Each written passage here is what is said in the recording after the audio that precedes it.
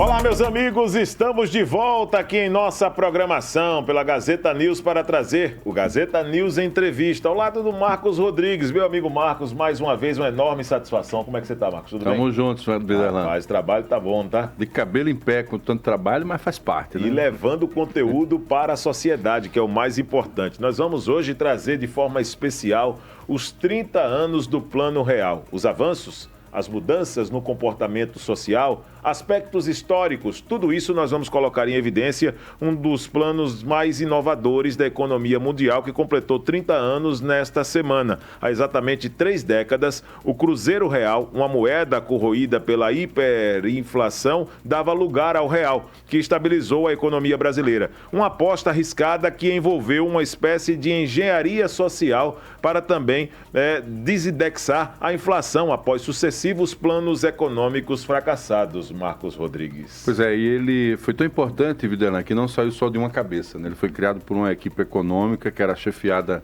pelo então ministro da Fazenda, Fernando Henrique Cardoso, que não era economista, olha que ironia, né? Sociólogo por formação, e foi implementado aí por medida provisória, que foi editada em 30 de junho de 1994. Foi o ano que eu estava ingressando na universidade. Foi pelo então presidente Itamar Franco. O plano tinha como objetivo principal era estabilizar a moeda, era um sonho, inclusive, você falava de sonho há pouco, esse era o sonho da época, né? Para controlar justamente a inflação, porque era ela que tirava o poder de compra do trabalhador por conta do salário, enfim, todo um projeto que era atrapalhado. Ele corroía justamente o salário, a renda dos trabalhadores e principalmente a capacidade de consumo da população. Sem consumo, a própria indústria também vivia capengando, né? Porque você não tinha tanta produção para cumprir aí com essa meta. O Gazeta News Entrevista de hoje tem essa missão e uma missão especial de falar dos 30 anos do Plano Real. Queria que você apresentasse claro, por favor, os nossos convidados. O seu pedido é uma ordem, até porque você é o mais experiente da bancada, né? E para que a gente traga as melhores informações sobre a data para você, que nos assiste também pelo portal Gazeta Web, com a ampla repercussão na Gazeta de Alagoas, o portal Gazeta Web, que é o mais completo portal de notícias de Alagoas, o nosso canal no YouTube, Gazeta News AL, e todos os veículos da organização Arnão de Melo. Além da análise a respeito desse fato envolvendo o Plano Real, sobre os impactos também que provocaram na sociedade uma mudança de comportamento, nós recebemos hoje no Gazeta News Entrevista o doutor em Economia pela Universidade de Córdoba, na Espanha, e o professor de Economia da Universidade Federal de Alagoas, Cícero Péricles, e o Fabiano Duarte, grande amigo aqui de muitas datas que nós estamos tendo essa oportunidade desse reencontro. O Fabiano Duarte é doutor em Linguística na linha Discurso, Sujeito, História e Ideologia pela Universidade Federal de Alagoas e é professor de especialização em História de Alagoas do IFAL, do Instituto Federal de Alagoas. Meus dois amigos, um abraço para vocês. Receba aqui nossos cumprimentos de forma coletiva. Tudo bem com os dois?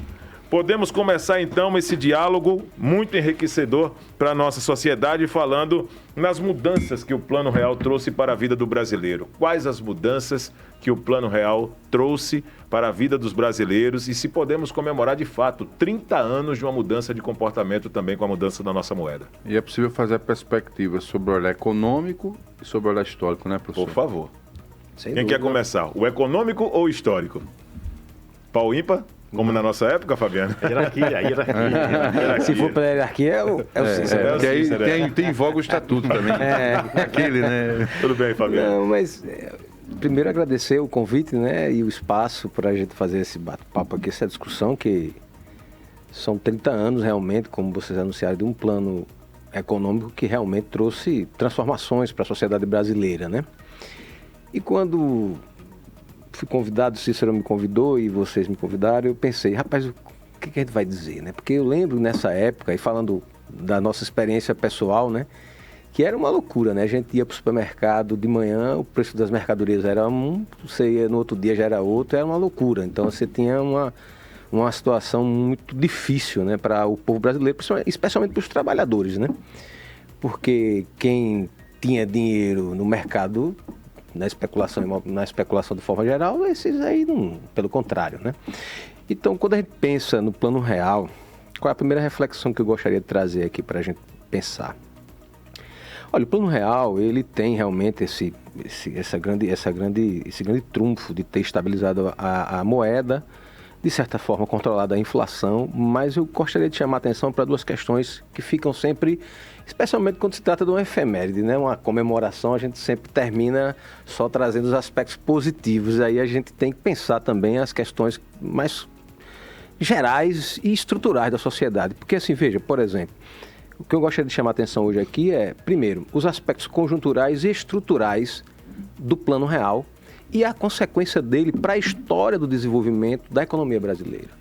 Pensando ele no imediato dos 30 anos, mas também na longa duração, né? Porque conversava antes de entrar no aqui com o Viderlan e dizia, olha, o Plano Real, se a gente pensar, qual o contexto do Plano Real? O contexto histórico, né? Você tem um momento ali, década de 80, ali, final dos anos 80, início dos anos 90, o mundo capitalista está passando por uma profunda transformação. Preciso dizer isso. Por que os planos que antecederam o Plano Real fracassaram? Primeiro, você tem ali uma situação, internacionalmente falando. As economias centrais estão passando por uma transformação, uma reestruturação. O que está acontecendo com o capitalismo mundial? Você tem ali o esgotamento do modelo keynesiano, né, que tinha se estabelecido ali pós-Segunda Guerra, né? A crise da década de 70, o que vai fazer? Você tem a economia brasileira, ela foi só alavancada por duas crises do petróleo e depois a economia americana, o que está acontecendo novamente, aumenta os seus juros e o dólar, para pressionar que os investimentos voltassem para os Estados Unidos. E isso vai arrebentar as economias periféricas, ao caso do Brasil, né? Então o que vai acontecer? Tem um processo profundo de reestruturação produtiva, a gente não pode esquecer, década de 70, 80 ali, né? Está vivendo ali uma terceira revolução industrial ali, impactos profundos na relação capital-trabalho. A gente tem um processo o capital financeiro vai passar a ter um protagonismo que não tinha até então. Ele já existia, óbvio, mas não era dele a hegemonia, e passa a ser, né? E você tem a ascensão das ideias neoliberais. Então, esse é o cenário mundial. Não é à toa que o acordo Bretton Woods pós-45, ele é praticamente abandonado pelos Estados Unidos, né? E vai ser estabelecido o consenso de Washington. Então, esse é o cenário mundial que se instala o Plano Real, né? Então, veja, os outros planos, de alguma forma, e aí eu vou deixar para o Cícero entrar nesses detalhes, eles vão fracassar porque é uma transição do modelo de desenvolvimento econômico brasileiro que basicamente era o quê? A substituição das importações via endividamento do Estado, né? Então o Estado contraía empréstimos, tem estrangeiros, se endividava para financiar a industrialização nacional. Esse modelo morreu internacionalmente, com a hegemonia do capital financeiro. E isso chega ao Brasil como? Se pegarmos a primeira metade da década de 80, como é que termina? A ditadura entrega o Brasil, a ditadura militar, com a economia em frangalhos, a inflação lá em cima, endividamento, a crise da dívida, né? E a segunda metade da década de 80, que são onde ocorrem os planos que antecederam o Plano Real, os caras vão até diagnosticar correto, né? A ideia da inflação inercial e tal, mas qual era a resposta? Congelamento. E aí as consequências eram desastrosas, né? A inflação chegou a mais de 1000% ao ano. Então isso fez com que... Aí veio a memória na minha cabeça de quando a gente ia para o supermercado, o preço tabelado, aí tinha todo o haja, os comerciantes escondiam as mercadorias para poder a gente não comprar com aquele preço daquele dia, para depois comprar no mercado paralelo. Era uma loucura, né? Então, assim, esse é o cenário internacional. E eles sabiam qual era o dia que ia sair o salário do trabalhador.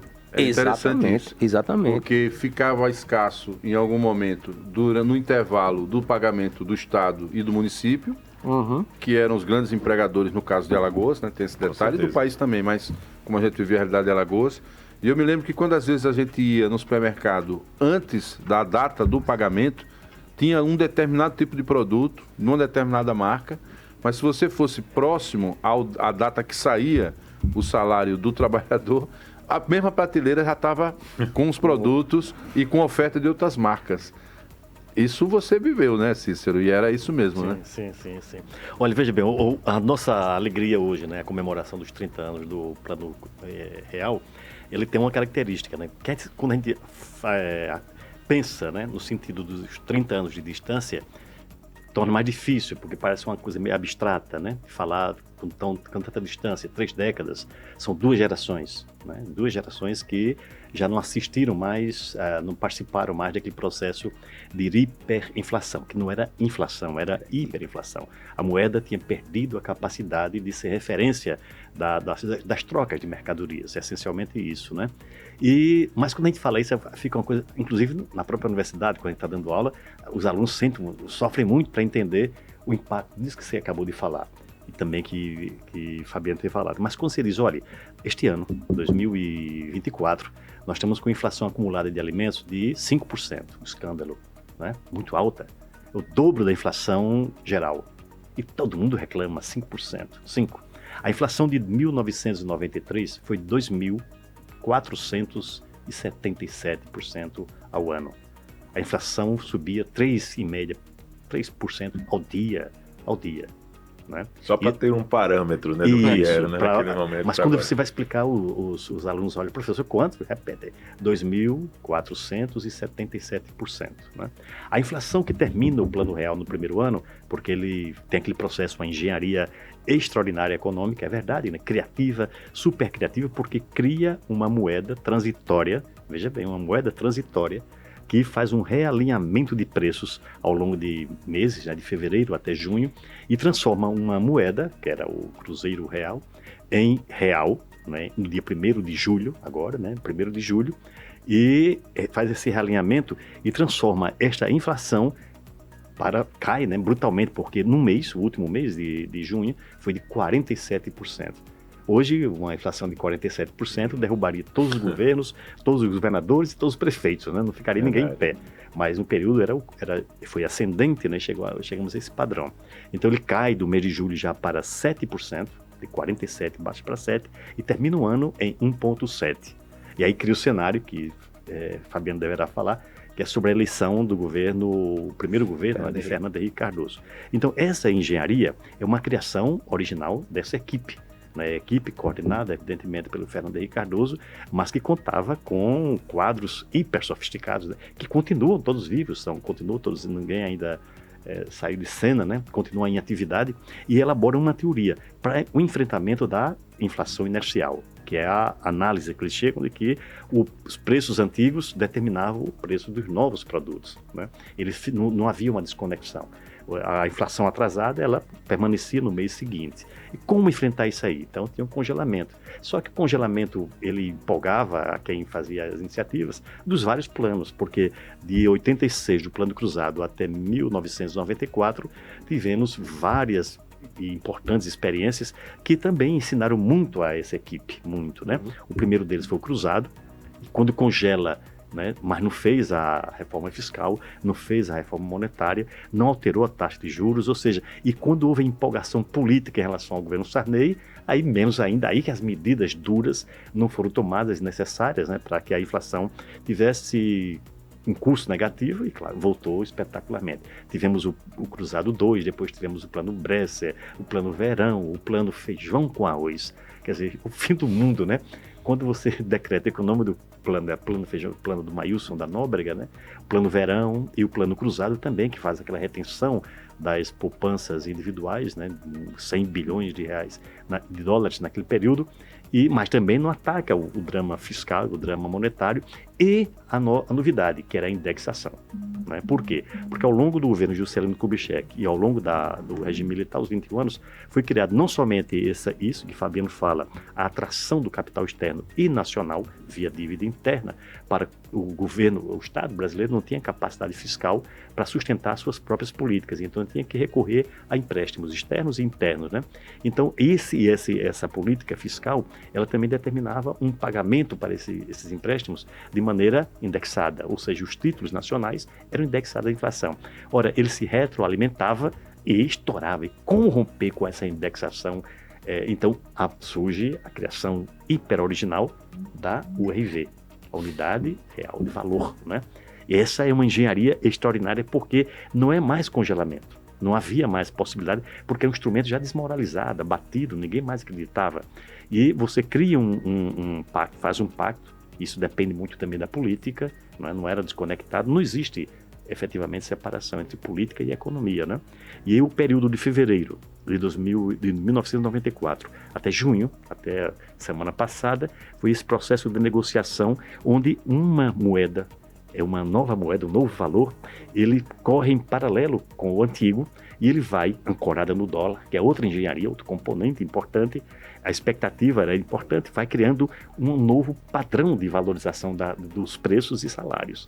Então, quando chega no dia 1º de julho, a antiga desaparece e o novo valor real, né, surge com determinado R$ 2.750 por cada cruzeiro, 2.750 cruzeiros reais antigos por cada unidade de real. E aí se cria essa moeda que nós estamos comemorando no dia de hoje. Quando você coloca, a partir da localização histórica feita pelo Fabiano, de que a construção ela dependia justamente de um acordo, né, naturalmente, entre um lado e o outro lado, é porque aí é onde vem o detalhe de não ter sido importante ter sido um economista o articulador e sim um sociólogo, né? Isso. Porque ele conseguia ter a leitura econômica e ao mesmo tempo transitar no meio empresarial, porque se os grandes especuladores ou grandes empresários não concordassem com a estratégia, ela não vingaria. Não vingaria. Aí veja bem, uma coisa importante, que é o fato do Plano Real ter sido construído abertamente. Não foi uma medida tomada num feriado bancário, como o caso do Plano Collor, nem de surpresa, como o Plano Cruzado, né? Porque o Dilson Funaro fez um anúncio à noite, né? De um dia para outro, e anunciando mudança da moeda, corte dos zeros, aquele impacto muito grande. Não, foi um processo negociado. Portanto, com muito mais reelaboração no plano social, no plano político, no plano econômico. E tem um plano eleitoral, isso o Fabiano deverá falar com mais propriedade. Então, o fato é de que essa moeda foi sendo aceita paulatinamente, essa mecânica, e foi realinhando os preços. E esse realinhamento vai fazendo com que ela vai criando crédito, né? Que é o ponto de que no dia 1º de abril, como se fosse um processo mágico para uma sociedade complicada como a brasileira, né? Diversa, grande, gigantesca na economia, diversas regionalmente, muito desigual socialmente, aceitasse uma moeda construída desta forma. E foi um sucesso, sim, né? Então, o Plano Real tem esse aspecto. Ele é um plano de combate à hiperinflação. Então, somente, não se pode pedir deste plano de desenvolvimento, não é? Nada mais que isso, não é um plano de crescimento econômico, mas o grande drama. Tanto é verdade isso que a inflação cai, né, como nós falamos aqui, e somente no ano de 2022 é que, na pré-eleição do Lula, no primeiro mandato do Lula, é que ela cresce a inflação o suficiente pela instabilidade do anúncio, né, do que seria o governo Lula, havia um temor muito grande, né, do que poderia acontecer, que ela atinge 12%. O que é 12% diante de que são 12% num quadro de 2.477 na memória. Nada, né? Nada, praticamente nada, né? Então, essa memória da inflação, ela assusta ainda hoje, né? Muita gente fica assustado, né? Mas o fato é que ela correu, né? Acontece a primeira década, a segunda década, nós estamos na terceira década, na segunda geração que usa o real com a maior tranquilidade. Por quê? Porque ele recupera o poder de compra naquele momento. É verdade? Isso que o Fabiano fala é verdade. Ou seja, os trabalhadores, aqueles que não tinham instrumentos para o overnight, que era o investimento noturno, sim, né? Noturno, não tinha capacidade, não tinha nem domínio daquela linguagem e daquele mecanismo, passaram a ter um padrão, né, de consumo e sobe realmente, principalmente nos primeiros meses, nos primeiros anos, sobe efetivamente. Segundo, o crédito volta a acontecer, o crédito ao consumo. Por quê? Como vou fazer financiamento de crédito ao consumo com uma taxa de 2.477? Você tomava um empréstimo hoje e não sabia amanhã a tragédia que poderia acontecer. Então é um susto. E a economia não existe sem crédito, não é? Ela trava. E terceiro ponto, o planejamento financeiro das famílias, das pessoas, dos consumidores, né? Porque você sabia que estava pagando hoje o que iria pagar em dezembro. E ao contrário, né? Quer dizer, o susto inicial, ninguém acreditava, né? Não é possível que eu possa fazer um planejamento daqui a pode sim. E as taxas pré-fixadas, inclusive, voltam a existir, taxas pré-fixadas, né? Nos contratos, e aí o sucesso é total, né? Para a economia, no sentido estrito do combate e derrota a hiperinflação. Porque a inflação é um processo regular nas economias, taxas chamadas civilizadas, né? Em função de que você importa preços, que a safra entre safra, Sim. que por uma série de irregularidades na economia, você sempre acontece de aumento de custos, ou por alguma razão, né? Mas taxas que você absorve a partir do aumento da produtividade, do aumento salarial, então recupera. Mas hiperinflação, não. Por quê? Porque ela quebra a base da explicação de uma moeda, que é a confiança, que é o crédito, perdeu a capacidade de fazer essa intermediação. E o real recupera para o Brasil esse processo. Já tinham algumas experiências internacionais, mas essa é a mais... Esse retrato que o professor Cícero Péricles traz para a gente, e principalmente para o professor Fabiano, porque nós estamos inseridos em uma mesma geração, traz também para a sociedade uma lembrança muito interessante sobre essa entrada do Plano Real, que foi a igualdade com a tarifa monetária do dólar naquela oportunidade. E muita gente se pergunta até hoje por que o real caiu em relação ao dólar, já que quando foi lançado estava no mesmo patamar que o dólar. Eu gostaria da explicação de vocês dois, tecnicamente, historicamente e também no lado econômico, o porquê também daquele momento que trouxe essa ideia muito igual do valor diário na taxa do dólar ser igual ao real naquele momento em que o plano foi anunciado oficialmente.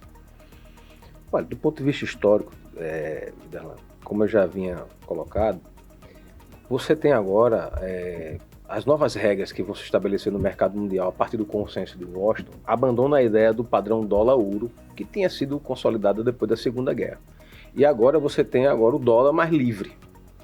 Então, o dólar vai passar a ser o grande padrão das negociações internacionais, certo? Então, e aí é como o Cícero falou, você não faz uma mudança, porque eu lembro quando a gente era adolescente ali, a gente ia pedir dinheiro para nossos pais, a gente não sabia nem mais como pedir. A gente ia pedir o cruzado, era cruzeiro. Aí voltou para o cruzado, eu sempre brinco nas minhas aulas de História do Brasil, nessa fase, com os alunos, porque ficou realmente, chegou a um ponto que a gente mudou de moeda, acho que 2, 3 vezes ao longo de 2, 3 anos. É um negócio caótico, imagine, você não tem previsibilidade para as famílias, é difícil, né?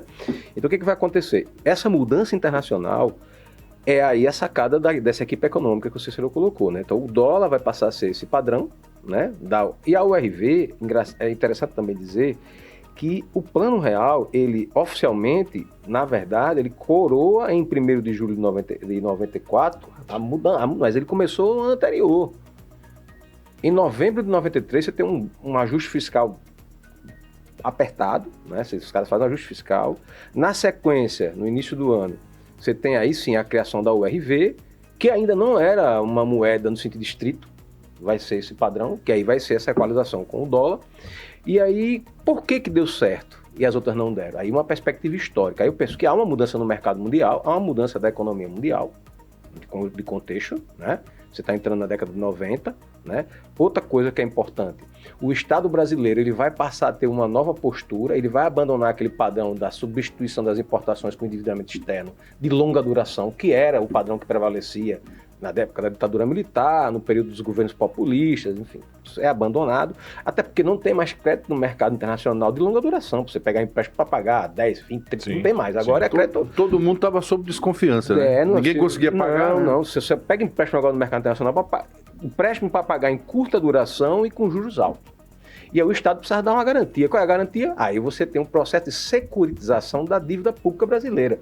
Ou seja, o Estado brasileiro vai... Aí isso é um dado importante para entender também o sucesso do Plano Real. Então, os caras vão... Veja, e aí a partir daí, historicamente, você tem... O Cícero falou uma coisa que é muito importante. Você tem um aumento do consumo das famílias, principalmente dos trabalhadores. Porque agora o cara vai financiar uma geladeira, ele vai financiar uma televisão, Isso não existia na nossa época, Videla. A economia gira. Isso não existia. Então o que vai acontecer? Não existia, agora vai ter. Ironicamente, dialeticamente, contraditoriamente, as famílias brasileiras, principalmente os trabalhadores, vão ter acesso a bens de consumo que não tinham antes, mas em compensação, aí o que vai acontecer? Aí, do ponto de vista histórico, para a economia brasileira. Você estabiliza a moeda, você controla a inflação, mas você vai fazer o quê?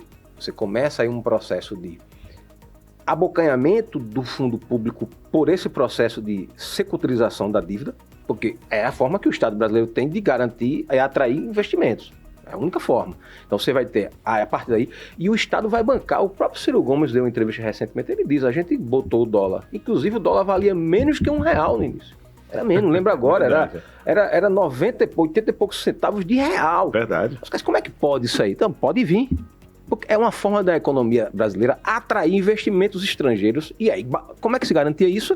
Aí, não podemos esquecer, o governo de Itamar, já no governo Collor, no governo Itamar e no governo Fernando Henrique, houve as privatizações, ocorreram as privatizações das estatais. Era contrapartida, consequência do ajuste fiscal, né? Falando numa linguagem mais simples, você bancar essa indexação. Pô. Era menos investimento do Estado. E, posteriormente, menos Estado para gerar mais investimento.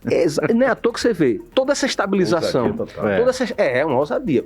Porque tem pontos positivos, como o Cícero já bem colocou, eu coloquei, vocês lembraram bem, mas tem o outro lado, da dialética da economia e da questão histórica e social. Porque o que vai acontecer para garantir essa estabilidade monetária e o controle da inflação? Por outro lado, a economia brasileira vai entrar num processo de desindustrialização.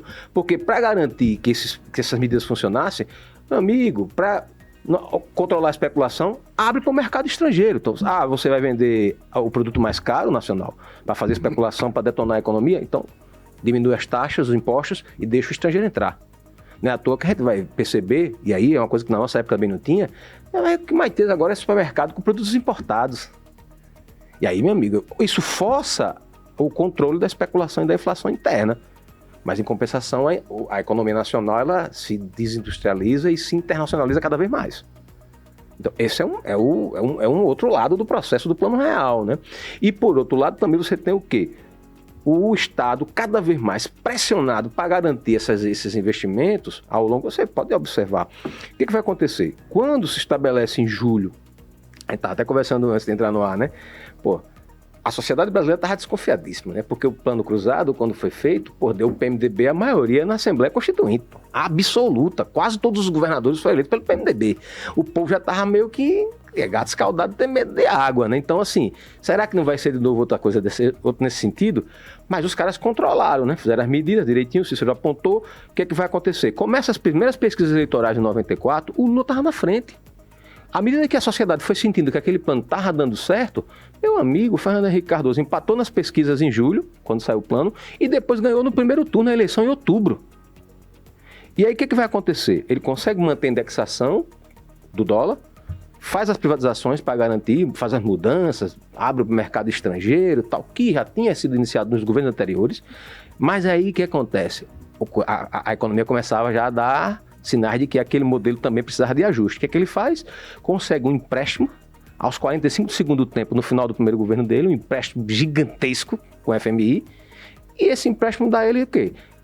A possibilidade de ter mais uma emenda constitucional, né?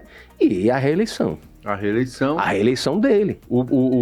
Tem um detalhe importante também que como... E já no primeiro mês do segundo governo, Marcos, ele desindexa o dólar. E agora não conseguia ajustar salário, né? Aí por isso que o PT foi oposição ao próprio Plano Real, né? É porque inclusive era previsto na URV a indexação do salário pela taxa da inflação. Por isso que até hoje nós acabamos de sair de uma greve das universidades do Instituto. Sim. Qual é a nossa principal reivindicação? A gente não quer aumento não, a gente queria o quê? Só a inflação.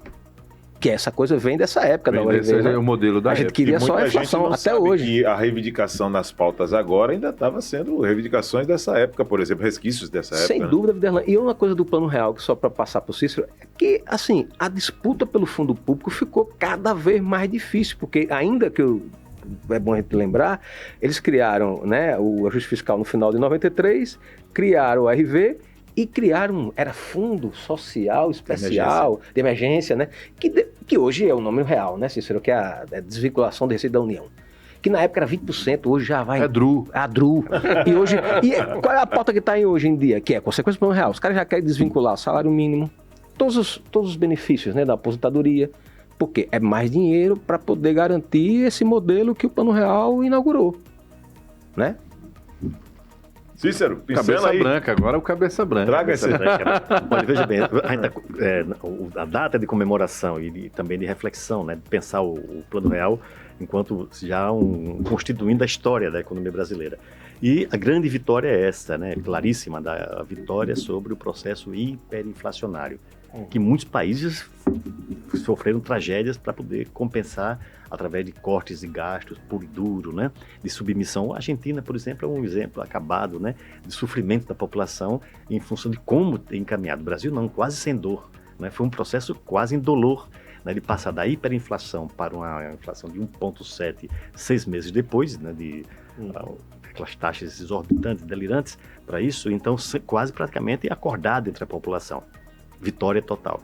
Mas no sentido negativo, se é que a gente pode também tratar nisso num balanço, tem pelo menos 3 aspectos que chamam a atenção gravemente. O primeiro, esse que Fabiano fala, né, é de que quando o Brasil, o país, né, a economia faz esse processo, o Plano Real, ele necessitava de uma âncora, chamada âncora cambial. Não era mais o ouro, mas o próprio dólar, né? Mesmo sem o lastro ouro, então ele se via. Por quê? Porque o dólar, sim, tem a confiança. Toda a economia brasileira... Credibilidade, né? Credibilidade, a confiança. Então, quando as taxas da URV vai descendo, mas ele acompanha o valor do dólar diário, porque tem cotação diária do dólar, que fazia com que o preço da URV variasse. Então, as pessoas identificavam a URV com a confiança no dólar, claro, compravam o pacote inteiro do Plano Real. Então, o dólar acontece o processo. E a entrada do dólar faz com que, não é, no Brasil, nós tivéssemos essa dificuldade estrutural, que é que a economia brasileira, ela tinha o dólar na URV, mas não tinha o dólar no mercado interno real, né? Não tinha esse mercado. E os preços dos produtos brasileiros não podiam competir de forma alguma com 0,85, né? Competir com o mercado internacional, então foi aquela enxurrada. Aquela enxurrada iniciou um processo que já vinha acontecendo, né? Um processo de dificuldades estrutural para a indústria brasileira que vai caindo, né? E a ascensão também do agronegócio nesse período. Há uma queda de um, subida de outro. E uma terceirização da economia, ou seja, o setor terciário cresce fortemente, mas como é de baixa produtividade, sem indústria avançada e sem uma agricultura também na época competitiva, o valor fosse muito baixo dos seus produtos e também da mão de obra, né? Então os salários brasileiros muito baixos em relação ao projeto que se tinha e à economia internacional. Então, o custo social do Plano Real, quem pagou foram os trabalhadores. Também, claro, a população como um todo. Ganha por uma parte, mas perde por outra, né? O segundo ponto era que o Plano Real tinha que ter taxa de juros altas, que foi um erro também dos planos anteriores. Por quê? Para evitar fuga de capital. Claro, toda mudança radical assusta a população, mesmo sendo negociada assusta. Então, taxas altas garantiam que, primeiro, imobilizava, não existiria fuga. E segundo, para atrair capitais de curto prazo, que apostava na compra das estatais, também na Bolsa de Valores, porque é um novo quadro que surgia e uma nova oportunidade para a economia brasileira. Taxa de juros altas. Só que as taxas de juros altas, a partir dos títulos do Tesouro Brasileiro, cria um fenômeno chamado o rentismo, né? Rentismo, né? Da economia brasileira. É o cara que não trabalha, mas tem capital para investir e ao mesmo tempo tem lucro. Tem né? lucro, ele não investe, mas aplica. Não emprega ninguém, né? Isso. Essas altas taxas de juros, veja bem, de 95, o segundo ano do Plano Real, até 99, a média de taxa de juros no Brasil era de 22%.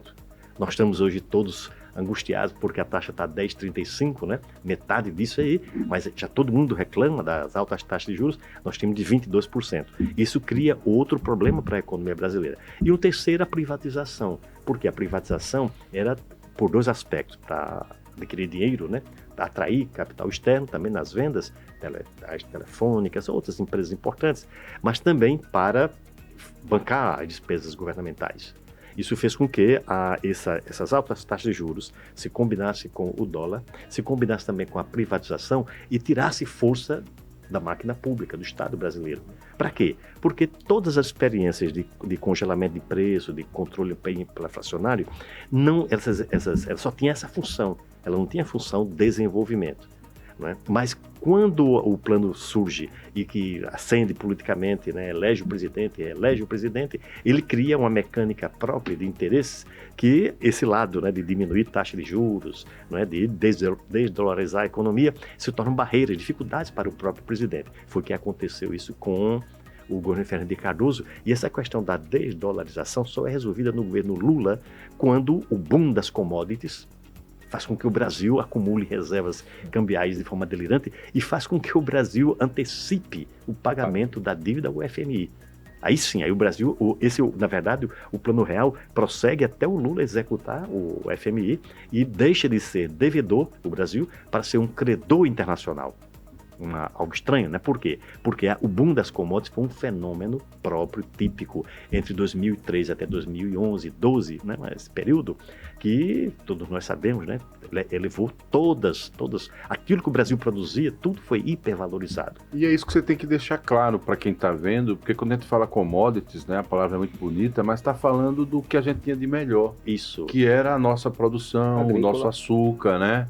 O nosso trigo, que passou a ter, obviamente, comércio internacional e valor, sim, obviamente, né, para isso. Sim. E que, naturalmente, ganha a simpatia do setor financeiro, porque quando faz a conta do PIB, entra no positivo também, né? Muito, né? Quer dizer, é uma dinâmica muito grande.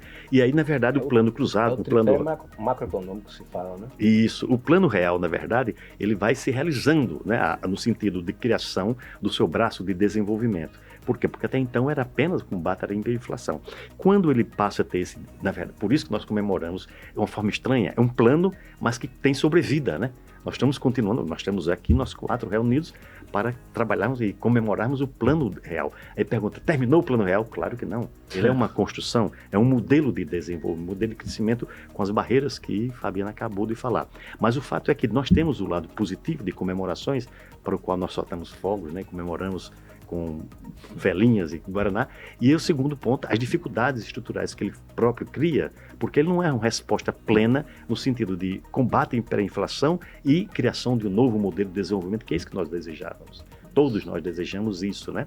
Então, esse plano, ele vai sendo construído, tem a segunda fase no governo Lula, os 8 anos do governo Lula, Dilma, um pouco, né? No terceiro, tem um retrocesso muito grande no período do governo Temer-Bolsonaro, uma medida, né, o lado social, ele tem um retrocesso muito grande e é uma dificuldade hoje de retomada. Por quê? Porque o cenário internacional não é o mesmo de 2003, 2011, no sentido do intercâmbio das mercadorias. O Brasil, a soja brasileira disparou o preço, o ferro disparou, o açúcar nordestino brasileiro dispararam o preço. Tudo que o Brasil consegue produzir em excesso e com uma margem grande para exportação, tiveram seus preços alterados para melhor, para muito melhor, criando um momento de tranquilidade, né? Tanto que a gestão do Lula aproveitou muito bem esse processo para aquelas políticas de foco social intenso, né? Aquele conjunto de medidas populares que o governo Lula toma, que o reelege agora em 2022, pela memória, né?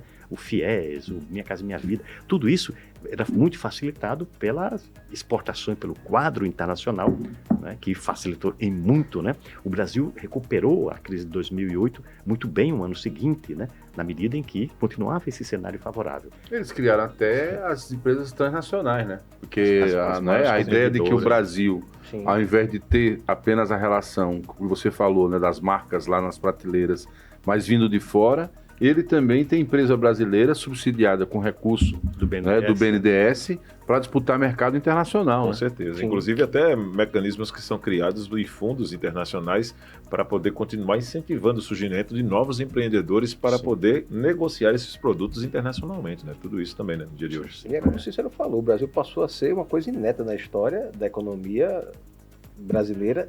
Ele passou a emprestar, sim, né? Criticado por alguns, né? Mas o Brasil passou a emprestar. Deixou de ser um devedor Deixou de ser um devedor para ser um credor, né? Passou a emprestar, assim, dinheiro para os países vizinhos, países africanos, né? E essas empresas, essas empresas multinacionais brasileiras, elas passaram a ter, inclusive, disputar o mercado norte-americano. Uma ousadia muito grande, né? Rapaz, imagina você disputar o mercado de proteína norte-americano, que é um mercado histórico desde o capitalismo norte-americano, né? Mercado de carne, presunto, essa coisa toda aí, né? As proteínas. Que é o termo, tipo commodity, né? O termo técnico, chique, né? Mas aí entrou, aí se tornou aquela empresa lá, acho que é Brasil Foods, né? Se tornou a maior, saiu comprando lá e aí... Então, assim, imagina, isso mas aí eu penso, sabe? Eu não sei o que vocês pensam sobre isso. Hoje a gente está vivendo um novo rearranjo internacional no mercado. Porque essa positividade que o Cícero coloca, é preciso lembrar que a grande locomotiva que puxava esse trem nessa época era a China. E a taxa de crescimento chinês ele diminuiu. no último período. Está voltando a dar uma estabilizada, né? Então isso também, né? Então o que é que vai acontecer? Eu queria chamar a atenção para esse processo de transformação da economia brasileira junto com a economia mundial, para a economia alagoana, a nossa terrinha, né? Porque o que está acontecendo em Alagoas nesse processo inicial do Plano Real? Vamos lembrar, né? 94, 95, 96, Alagoas, você se imagine, se o Brasil passou por solavancos nessa adaptação com o consenso de Washington, nessa reformulação toda, você imagina Alagoas. A gente viveu um momento de instabilidade política, econômica e social gigantesca em Alagoas. Para poder adaptar a economia alagoana a esse novo momento, né, que o Plano Real trouxe. O Estado alagoano praticamente passamos aí 9 meses sem pagar os servidores públicos.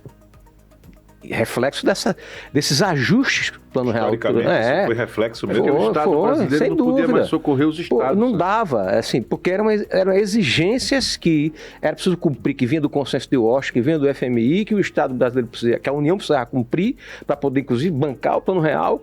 E aí, meu amigo, os estados foram... Naquele momento, você vai ver que Alagoas talvez foi o caso mais dramático, mas Pernambuco também passou dificuldade, a Bahia. E aí você teve aquela situação que foi greve do servidor público, um negócio, e caiu o governo aqui. O governo, inclusive, o governo Suruagi, que era o terceiro mandato, Suruagi que tinha a fama de ser o cara aqui. E a fama do Suruagi, me lembro muito bem, que era o cara que gerava emprego, obras, grandes obras. Só que era do modelo anterior, chamado modelo de desenvolvimento de substituição das importações, que é aquele modelo que o Estado brasileiro pegava a dívida, contraía empréstimos a longa duração para fazer grandes obras públicas. Só que aquele modelo tinha acabado. Aí o Suruagi acabou junto. Se dissolveu. Não tinha como fazer as grandes obras. Desmontou. Não tinha como gerar empregos e aí foi o que foi. Aí depois vem os ajustes, né, que... intervenção federal, etc, que é o Plano Real em Alagoas. Agora, né? Professor Fabiano, professor Cícero Péricles também, é importante falar sobre o posicionamento dos veículos de comunicação, né, Marcos, naquele momento. O que vocês conseguem trazer? Resgatar. Até as porque coberturas, né? A Gazeta, nós vamos mostrar algumas fotos agora, também fez uma cobertura especial. Nós temos fotos, inclusive, mostrando os novos visuais das cédulas naquela oportunidade. Mas eu gostaria de ouvir, tecnicamente, desses especialistas que hoje nos dão esse prazer aqui de estar no Gazeta News Entrevista, falando sobre esses 30 anos especial do Plano Real. Tem algumas fotos aí, mas vamos falar do posicionamento da imprensa, historicamente e economicamente. Por favor. Veja bem, o Plano Real ele tem uma característica na elaboração do lado político, né, de reconhecer a necessidade do apoio político naquele momento, muito forte, ainda foi dado, né, o Itamar Franco e o Congresso. Por quê? Porque o Congresso estava no período das suas muitas indefinições, não era o Congresso que tem esse perfil de hoje, né, no pós-impeachment, né, do ex-presidente Fernando Collor. E foi um momento, o Itamar, ele era o vice-presidente, ele estava presidente terminando o mandato ainda do ex-presidente Collor, né? E aí o que acontece? O cenário era muito favorável político para essa mudança, né? E havia uma exigência. E a mídia jogou um papel muito importante. Há uma cena que é modelar, né? Que chama a atenção, é a ida do Fernando Henrique Cardoso para o programa Silvio Santos, que foi uma novidade extraordinária. Com o ministro da Fazenda, não é? No programa no momento entre que o Silvio Santos dizia, quem quer dinheiro, suspende essa ameaça e chama o ministro das Finanças para falar sobre o novo plano. E aí o Fernando Henrique faz uma exposição com já a nova face das moedas, não é? Explica detalhadamente, mas havia também um certo didatismo nas matérias daquele período, né, favorável, completamente favorável, um ambiente absolutamente favorável. A resistência ao Plano Real estava ao lado, naquele momento, do Partido dos Trabalhadores e seus economistas críticos que não aceitavam o modelo da âncora cambial vinculada ao dólar, às altas taxas de juros, porque condenaria a indústria brasileira ao seu isolamento, não é? Não aceitava também as privatizações, porque naquela época se defendiam as estatais brasileiras como uma necessidade de planejamento, e de alguma forma essa crítica ela se realiza também no governo Lula, né? Quando o Lula suspende as privatizações, né? Ao contrário, fortalece o sistema financeiro nacional. E nesse debate, a mídia jogou um papel, mas muito favorável. Rigorosamente, era uma unanimidade. Os grandes meios de comunicação, todas as grandes revistas, na época o jornal importante, que era a Gazeta Mercantil, se não me engano o nome, né? A Gazeta Mercantil jogava um papel, porque exercia o papel que hoje exerce se não me engano, o nome de Valor Econômico, né? A Gazeta Mercantil foi o maior fortalecimento dela, né? Aumentou o número de páginas, Isso. espalhou sucursais em todo o Brasil, até Maceió tinha sucursal. Eu Isso. cheguei a fazer um teste, não passei, mas cheguei. parênteses, Posteriormente não passei, né? A minha pauta era sobre pipoca, eu falhei. Mas enfim, foi um momento em que a economia precisava ser traduzida para a população, mas ao mesmo tempo ser reflexo do que a grande indústria que estava atuando, né, ou sobrevivendo, tinha para dizer também, né? E apontar as commodities como uma grande redenção Isso. da economia, né? Já existia porque essa discussão sobre o Brasil rural e um Brasil industrializado, um Brasil agrícola, exportador, ela vem da colônia, né? Quer dizer, passou pelo Império, chega na República, é uma discussão antiga, que o destino do Brasil é a produção rural, uma espécie de Austrália tropical, né? E aqui Israel... Faça o seu real ser uma moeda As mais empresas forte. aproveitavam esse sim, né? Caiu na graça, né? E impressionava, por exemplo, não somente no período de elaboração teórica, a mídia ficou favorável, nos primórdios da sua aplicação, mas com uma continuidade graças aos bons resultados. Efetivamente, que foram bons resultados no combate à inflação. E aí, hoje, quando a gente olha retrospectivamente, vê, né, de que a ideia da hiperinflação controlada, de uma economia estabilizada, ela não gera a expectativa que se dizia naquele período, né, de que a partir de uma economia com a inflação baixa e ela estabilizada, que ela atrairia investimentos, que as taxas de juros cairiam. Não, claro que não. Olha aí, professor, os bens de consumo, Bem de ao consumo. qual o Fabiano, né? Fabiano. Possivelmente o pai dele comprou uma dessas TVs, Sim. um 3 em 1, videocassete, com certeza. videocassete, Né? que era um sinal Para reunir, luxo. para reunir a turma ali na Zona Sul para Ouvimos assistir. demais, Fabiano. Voltou, você ia na casa dele, Não, né? demais, O pai dele é né? melhor. E aí nasce... Terceira e Não, aí meu pai era nasce- bancário do Produban, cara. O Produban Perfeito. fechou nessa época. Não, Aliás, mas- fechou antes. Ah, fechou. E aí é importante não somente o preço, viu, Marcos? Mas principalmente o crédito. É aí que surgem as frases famosas que os brasileiros não estavam acostumados. Pague em 12 vezes sem juros. Como é que isso, né? Juros. Na época as pessoas ficavam, como é que Com pode? sem juros, Como é que é né? possível? Os juros embutidos, naturalmente, mas o preço era muito... Mas era fixo. Isso, 12 prestações, né? Aí depois surgem as 24 prestações, 18, 24, e chegamos a loucura das 48 prestações. Eu queria contextualizar, e já que o Cícero citou a gente economicamente no que ocorre, mas essa relação do que a gente vivia na economia, e parece que toda vez que a economia vai bem, ou vai mal, o momento do futebol ele tem uma participação Parece que relevante, tem uma né? sintonia aí, né? E o Brasil ter sido campeão da Copa, né? Ajudou mais ainda. Me diga aí, cara, isso fundamental. tem um contexto Tem, favorável, tem, até sim, isso sim. estava... O Juscelino... Historicamente também tem. Mas não Fabiano? diga que Sim, não teve sim. com o resultado, a gente ganhou mesmo, não foi comprado não, né? Não, Mas não, ajudou a vender a ideia do real Eu também. até recentemente assisti o documentário do Romário, cara. É Sim. impressionante. Não tem mais. Aquele futebol acabou, cara. Certo. Não existe Então- mais aquilo ali, não. E a gente vinha de um momento muito ruim. Impeachment, movimento de rua, inflação, e aí veja que o Brasil Plano Real arriscado a não estabiliza a participar da moeda, Copa. tem todas essas questões que o Cícero colocou, que realmente trouxe um certo bem-estar para os trabalhadores, né? A gente quer, o nosso papel aqui também é discutir, do ponto de vista histórico, médio e longo prazo, o que trouxe nos 30 anos, né? As críticas, enfim, mas nesse momento você teve a chacina da Candelária, o clima era péssimo no país. Aí de repente você tem essa mudança econômica e o Brasil é tetra. Bicho, Parece que era a gente ficou trio elétrico, grande, parece né? moleque namorador. Depois de Não, a gente 24 ficou anos. grande, né? A sensação de, pô, Exatamente. ficamos É verdade. grande, né? Sim. Superamos, né, tudo Supor- aquilo, aquela incerteza, aquela coisa toda, não só no contexto esportivo, né, Fabiano? Como você está colocando, sim, econômico sim, principalmente. econômico. Essa é a Agora, sensação. como o Fabiano tocou em dois temas, um internacional e o local, né? No plano internacional, hoje, é claro, né, você pode ver a insatisfação dos países que têm experiências mais liberais de uma volta da intervenção pública estatal. Não é? França, Inglaterra está tendo eleições agora e há um questionamento muito, né, do atual governo liberal e há uma perspectiva muito grande da volta do Partido Trabalhista, né? A França também, do fortalecimento do Estado outra vez, não somente a mão livre do mercado vai conseguir enfrentar esses grandes dramas nacionais nos países centrais. E no tocante a Alagoas, há uma observação a ser feita. Nós pegamos a economia alagoana no plano real já na contramão, muito grande, muito forte, né? A queda de preços do açúcar naquele momento, que havia já uma crise no setor sucroalcooleiro desde a liberação e a extinção do IAA e a liberação do mercado sucroalcooleiro. O setor estava numa crise ou pelo menos num processo inicial de crise muito grande quando acontece aquilo ali. Segundo, a má gestão, quer dizer, não somente o Plano Real, mas a má gestão das finanças públicas de Alagoas. No período do Plano Real, foram conhecidos no Brasil, Alagoas tomou um empréstimo de um valor muito alto, 300 milhões de dólares naquele período, que esses dólares nunca chegaram, esses recursos nunca chegaram aos cofres do Estado, né? Parece a queda do véu, né? Tudo vivia sobre um véu. Isso, e de repente... Né? Caiu o véu. Então, o Suragi não era a melhor noiva. Daí que o Fabiano chama atenção para a tragédia especial de Alagoas naquele período.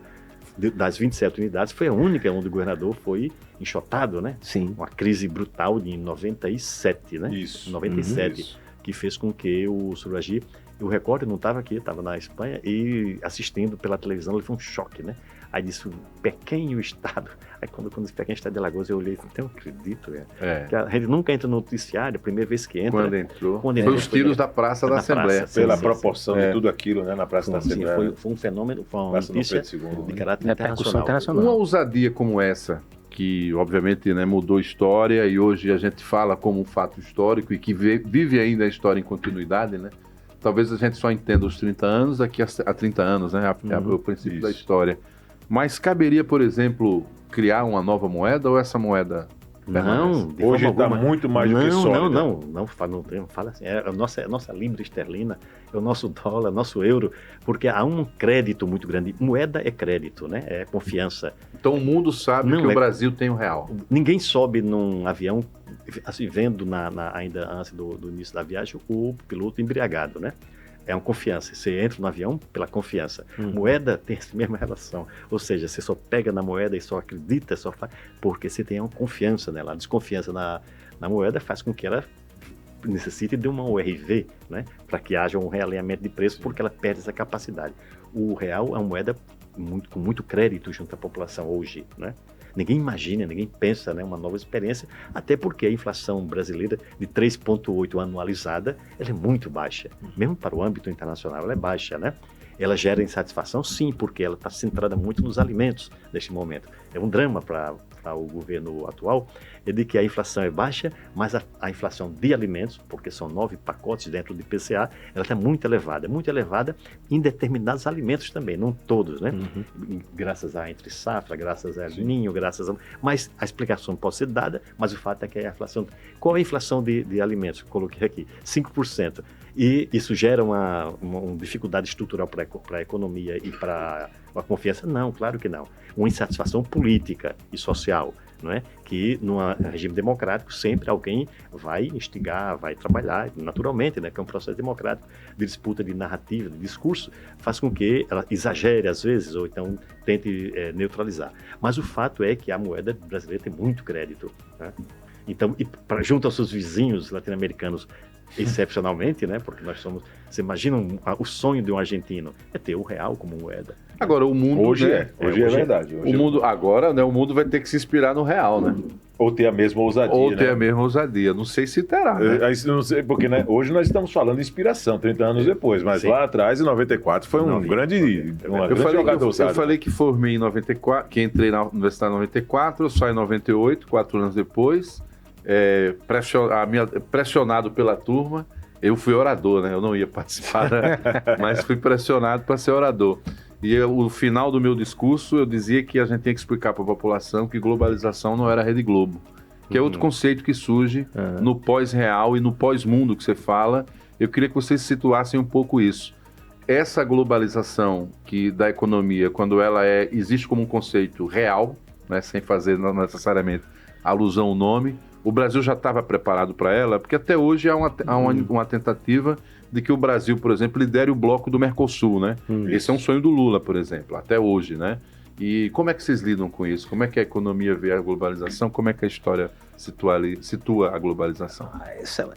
Marcos, essa é uma discussão muito interessante e polêmica, né? Entre os historiadores e creio que entre os economistas, porque, veja, eu penso que o Plano Real, ele foi, do ponto de vista da economia, a preparação para engatar a economia brasileira nesse mundo globalizado. Que aí eu gosto mais do conceito do professor Chesney, né?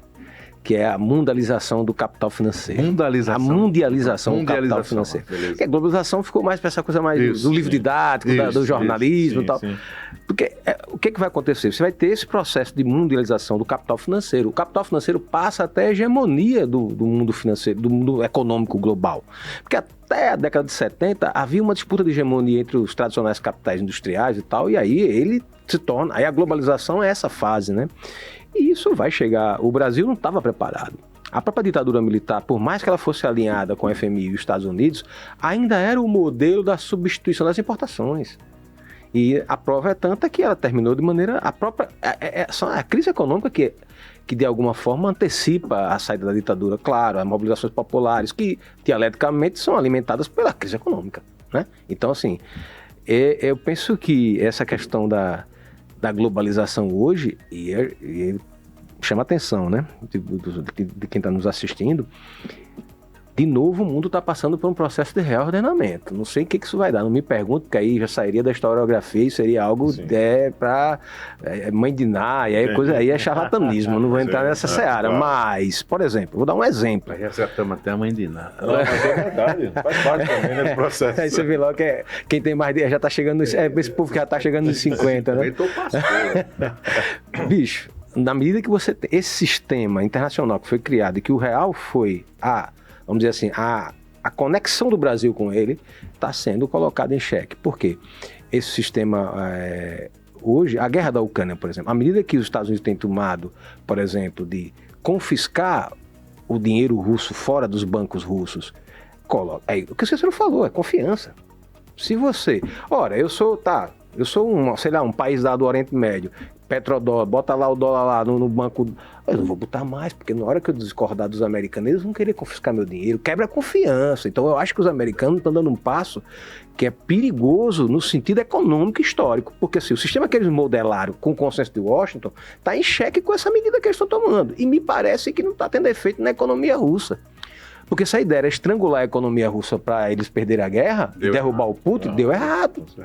Jogou a Rússia mais para o leste, mais para o oriente, que a Rússia vinha num processo de integração com a Europa Ocidental, né? Inclusive com a gente. Se aproximou mais da China, né? Da América Latina, do Brasil, e terminou indo mais para a China, sabe? E aí você cria um problema de confiança, sabe? Naquela história das sanções que os americanos querem dar.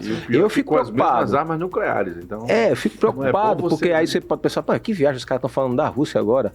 Mas tem a ver, porque é o sistema, a globalização, claro, né, Marcos? Claro. É a mundialização desse SWIFT.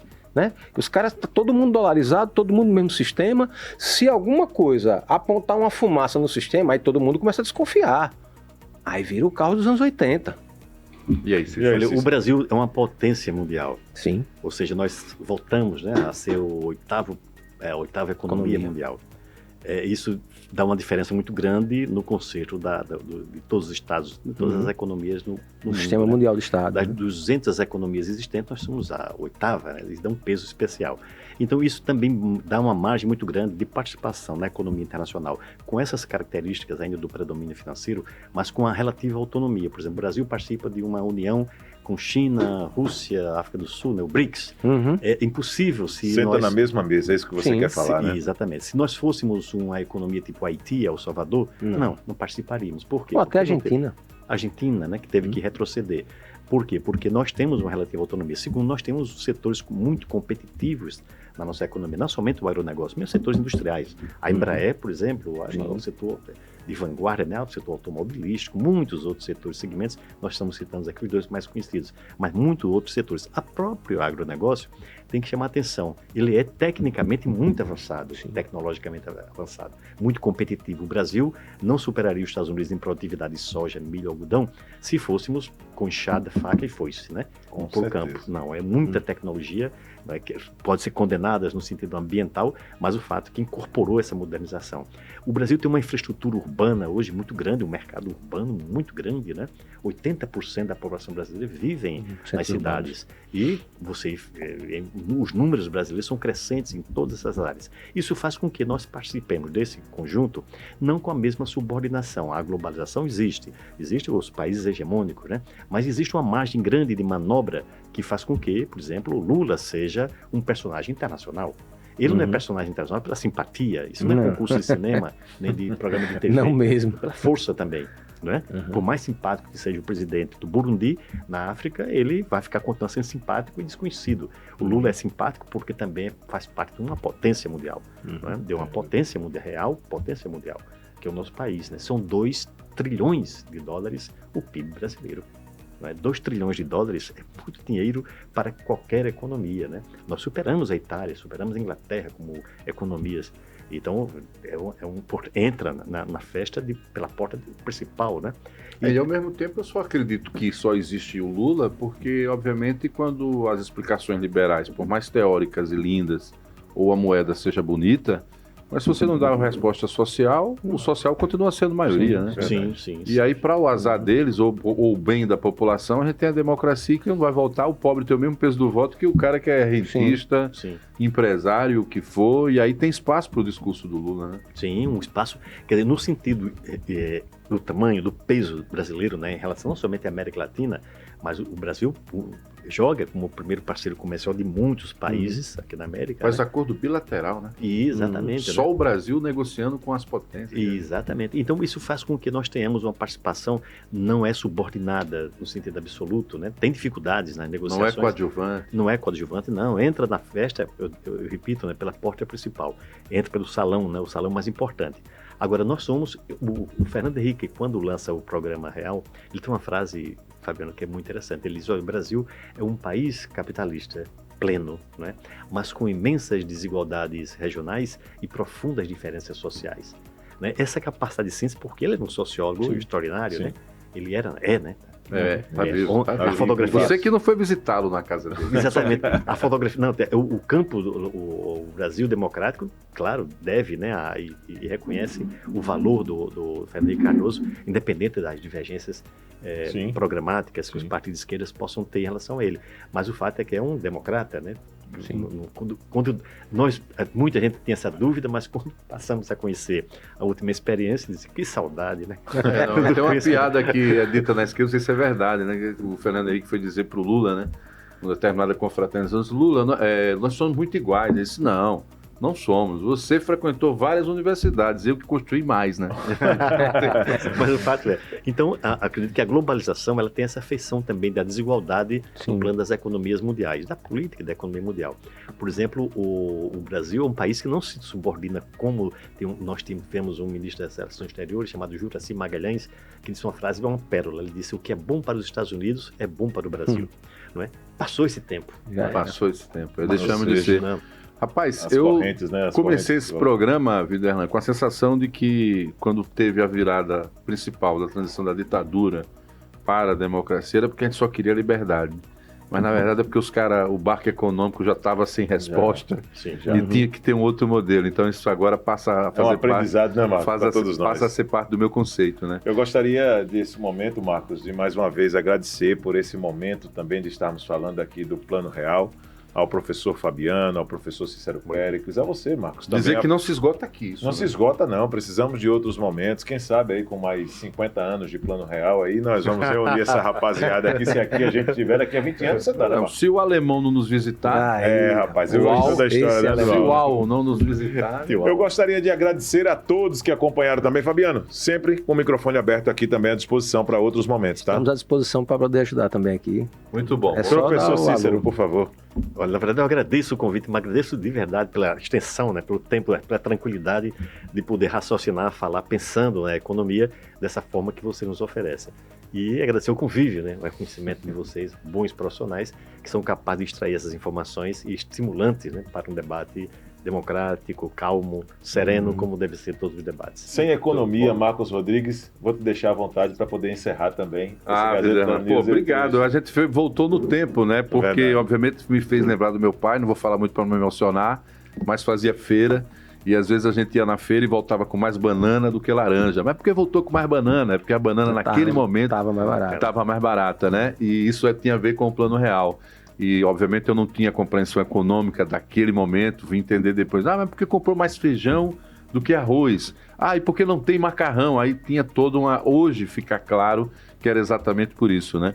E uma cena importante, quando ele recebeu o dinheiro, né? E era funcionário da CEAL, que era uma empresa que era estatal, colocava o dinheiro na mesa, assim, então ficava aquele dinheiro ali, aí a minha mãe chegava com um caderno, ia vendo o que era, e a montanhazinha ia diminuindo, né? E a gente estudava em escola pública, né? Então, quando eu vim estudar em escola particular, foi função do esporte, né? E convivia com meus amigos, e eu via como era economicamente a condição de uns e de outros. Aí é que você vai entendendo. Ideia, né? Mas o que é que está muito claro é que a gente aprende que a economia, ela faz parte da minha, da sua, da vida de todos, desde a roupa, né? Esse ambiente, a empresa, o Cícero ser comentarista de economia, é porque essa pauta não pode ficar fora, né, do jornalismo. Não deve ficar de um modo geral. E todo dia a gente está construindo essa história, né? E com a certeza de que, claro que a economia dá respostas para as necessidades econômicas, mas as necessidades econômicas, elas parecem aquela roda lá do filme do Charlie Chaplin, né? Se você só deixar a discussão econômica, ela é a roda. Isso. E o ser humano, ele vai passar por dentro da roda ou ele vai pegar o produto final da roda? Essa é a grande Então, acho que esse é o grande debate, é por isso que tem que ter o jornalismo para intermediar isso, né?